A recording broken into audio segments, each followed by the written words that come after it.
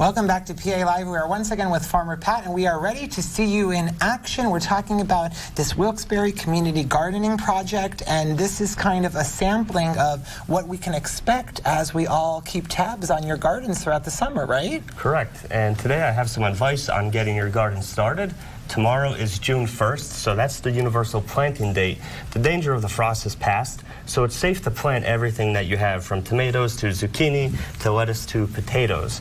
Now, today is an extremely hot day, and just like us, plants can get sunburned. I bought these plants over the weekend at different local nurseries, and they were grown in a protective greenhouse. So they're not used to the harsh UV rays of the sun, so we have to acclimate them for a couple days before we actually plant them in a garden. And today is extremely hot, so if you were to plant these outside today, not only would they get sunburned, but they would probably die up from it being way too hot out. So if you look at the forecast, tomorrow is going to be another hot day, but the day after it's going to start cooling down. So tomorrow evening would be a great day to start planting your plants outside once they've been acclimated. Now, when you say acclimated, does that just mean keeping them inside for a little bit until you reach a day? Like, how does one acclimate your plant? So that's a great question. Every day I take them outside for a couple hours and I'll put them in the sunlight. Really? Now, the first time you put them outside, don't do it in the harsh midday sun. Do it in the morning and the evening, and then every day increase the amount of time. So this only has to happen for a couple days up to a week, and then they'll be good to go. Good to know. I feel like a lot of, I certainly didn't know that, and that's a good, that could save your garden, right, as we're starting out today, you know? Yes, yeah, a lot of gardens die right from the beginning because people don't acclimate their plants.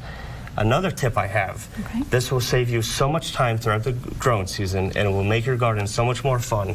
No matter what you plant, as soon as you plant, you want to add mulch.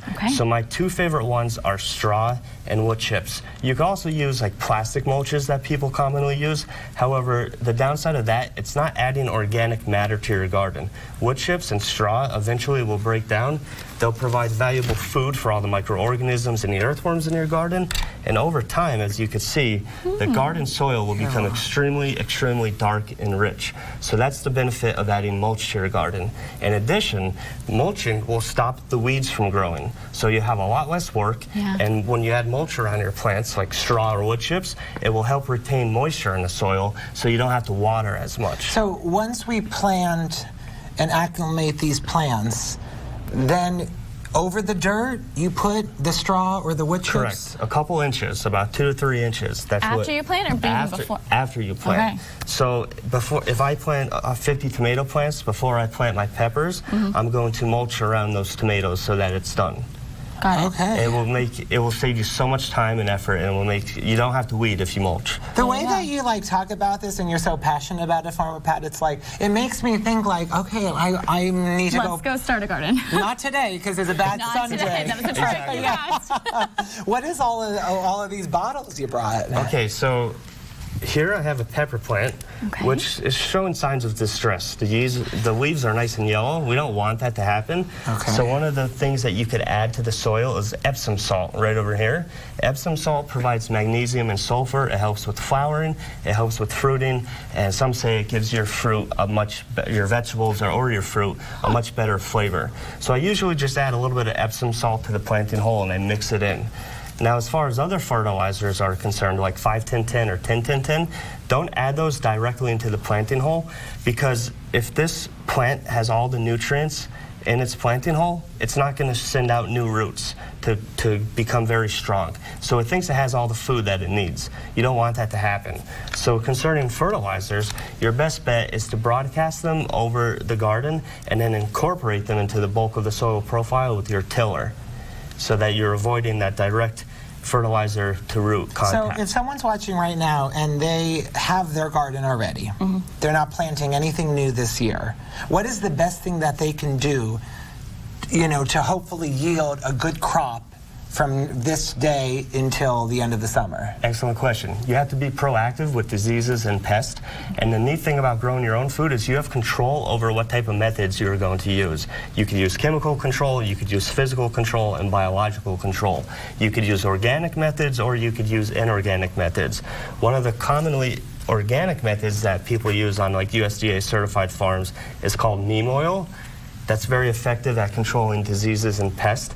Another organic method you could use, which is super, super hot, is you could use hot insect repellent. Ooh. So this is made out of a cayenne pepper solution. And if you spray it on your plants, the different insects are not going to want to eat that. And if your neighbor is stealing your plants in the middle of the night, well, you can put it on your plant too. There you go. Now, if you have a problem with groundhogs or rabbits or other critters that you don't want around your garden, this works wonders. It's called Repelzol. I triple dog dare you to open up. Because what, it smells really bad? It smells like garlic and rotten eggs and everything. I take the dare back. You don't have to do this. The dare back. Okay. Thank you, Farmer Pat. Everyone will leave the Can studio you smell if it you through open the that container? up. You kind of can.